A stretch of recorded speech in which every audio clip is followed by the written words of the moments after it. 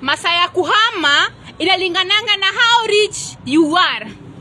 Wenye wanahamanga mchana saa 7 ni wale watu wenye wako na furnitures classic, mattress mzuri, mattress hata hitaji cover, inaenda ikiwa hivyo peke bure. Kuna wale nao huhama jioni ile masaa ya 6 saa 1 hapo. Hani wenye wako katikati, mattress si mbaya vile lakini si mzuri, viti si mbaya lakini si mzuri, vitu zake si mbaya, ziko hapo katikati.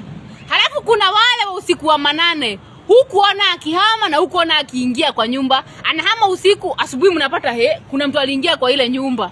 Hamkuacha mtu akiingia usiku, lakini asubuhi mnashtukia haya kuna mtu aliingia kwa ile nyumba. Ni wale mattress inafunikwa na gunia jia venye inakaa.